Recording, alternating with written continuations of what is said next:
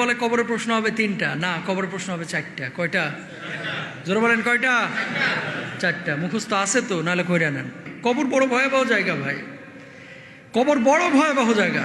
কাউকে চিনবে না, প্রধানমন্ত্রীর ছেলে, হুজুরের ছেলে, খতিবের ছেলে, হাফিজের ছেলে চিনবে না। কবর দেখবে আমল আছে কিনা। সুবহানাল্লাহ বলেন।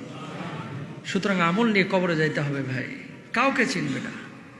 আহা, কবরের জিন্দেগি যখন রাখা হবে, আপনাকে রাখা যখন হবে, আমরা বলি না যে 3টা প্রশ্ন কবরের মধ্যে করা হবে, এরকম বলি না? কবরের মধ্যে যে 3টা প্রশ্ন করা হবে, 3টা প্রশ্ন করা হবে।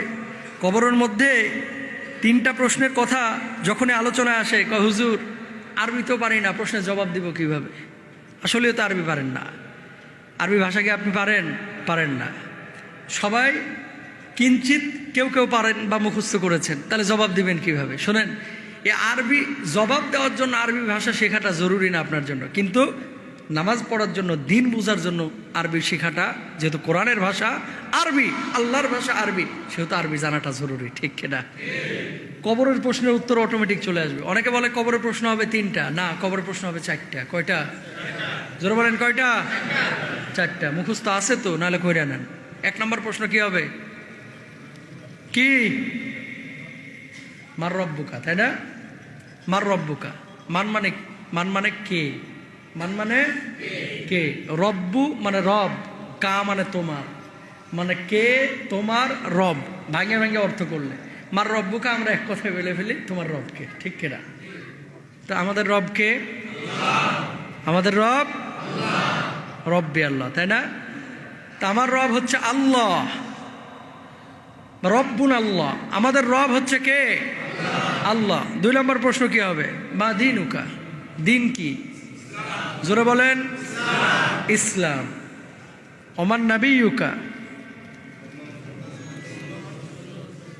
নবীকে মুহাম্মদ রাসূলুল্লাহ সাল্লাল্লাহু আলাইহি ওয়াসাল্লাম অথবা আল্লাহর নবী সাল্লাল্লাহু আলাইহি ওয়াসাল্লামকে সামনে পেশ করা হবে। মান হাদার রাজুল, এই ব্যক্তি কে? যখন আপনি বলবেন ইনি হচ্ছেন সর্বশেষ নবী মুহাম্মদুর রাসূলুল্লাহ সাল্লাল্লাহু আলাইহি ওয়াসাল্লাম। এরপরে চতুর্থ যে প্রশ্নটা আপনাকে করা হবে, প্রশ্ন করা হবে ওমা ইদরিকা, যে এটা তুমি কিভাবে জানলা, এগুলো জানলে কিভাবে? সে বলবে করাতু কিতাবাল্লাহি ফাআমানতু বিহি ওয়া সাদ্দাকতু, এগুলো আমি আল্লাহর কোরআন পড়ে জেনেছি। অতবার বলা হবে তুমি সত্য বলেছো।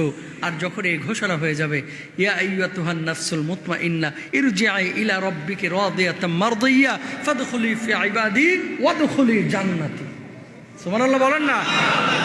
কোথায় চলে যাও? জান্নাতে চলে যাও। যখন রূহটা কবজ হবে না, এভাবে সম্বোধনও করা হবে। তো কবরের প্রশ্ন হবে 4টা, তোমার রবকে, তোমার দিন কি, তারপরে তোমার নবীকে বা এই ব্যক্তিকে। চতুর্থ প্রশ্ন হবে এগুলো জানলা কোত্থেকে? তাহলে প্রশ্ন কয়টা বলছিলাম? 4টা। এখন মুখস্থ করবেন নাকি ইসলামের মধ্যে আসবেন? বলেন। ইসলামের মধ্যে আসবেন। এই তো মাশাআল্লাহ, এটা মুখস্থ করে কোনো কাজ হবে না, বরং ইসলামের মধ্যে আসতে হবে। ইসলামের মধ্যে যখন আসবেন, তখন অটোমেটিক আল্লাহ সুবহানাহু ওয়া তাআলা জবান খুলে দেবেন।